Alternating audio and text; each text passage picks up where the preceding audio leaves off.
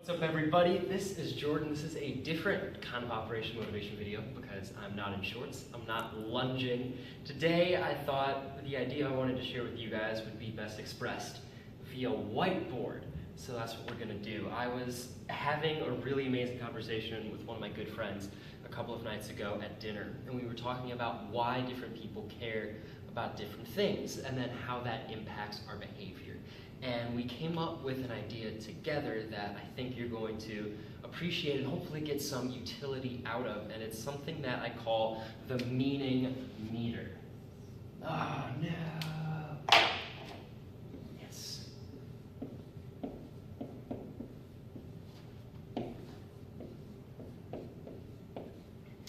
So in our lives, we give different things different levels of meaning, and it's part of what makes us human. Kenneth Burke is a really famous rhetorical theorist. I'm a communication studies major, so I geek out over this stuff, but he has this theory about the definition of humanity. And one part of that theory is that human beings are meaning makers. That's what makes us different from any other animal in the animal kingdom, is that we can ascribe meaning to objects, to events, to people in ways that other animals can't. And beliefs about these meanings dictate then our behavior.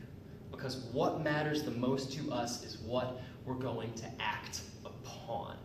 Now, I have a theory about this that I'm really excited to share with y'all. It's this meaning meter concept.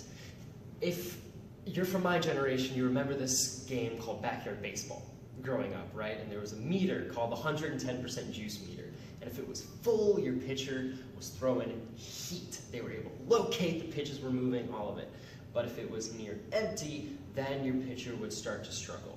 This is a very similar concept. So in our lives, we can ascribe a set amount of meaning to things. It's part of what makes us human to give things meaning, but there's only a limited amount of meaning that we can give to things in our world. And different things carry different amounts of meaning. So for example, if you're Mother Teresa and you're trying to save the world through an overarching purpose, that takes up this much of your meaning meter. That's just about everything, because you have to dedicate your life to something that large. But there are other things too that we give meaning. It doesn't have to be a huge, overarching, glorious life purpose. It can be the way that other people treat us. It can be a little bit of that meaning. Maybe our appearance, a little bit of that meaning. Our clothes, a little bit of that meaning. Our academics, the grades that we get, a little bit of that meaning. And you see what happens. Here is the punchline of this theory. Since we only have a set amount of meaning that we can attribute to things in our lives, what we put in this meaning meter matters. What we put in here matters a lot, because different things carry different amounts of weight. So if you ascribe a lot of meaning to a lot of very little things, your life can start to feel very hectic, I think, and it can start to feel very clustered. We all know those weeks where life feels like it goes by in a whirlwind. Maybe it's because we have so many academic assignments, and then drama with someone in our friend group, and then something happens in our families, and then we have a really crappy hair day, and all of a sudden all these things that we apply so much meaning to pile up, and they congest this meter. But if we can ascribe to a larger overarching purpose for what we do, for why we do what we do, that's going to take up a lot of your meaning meter.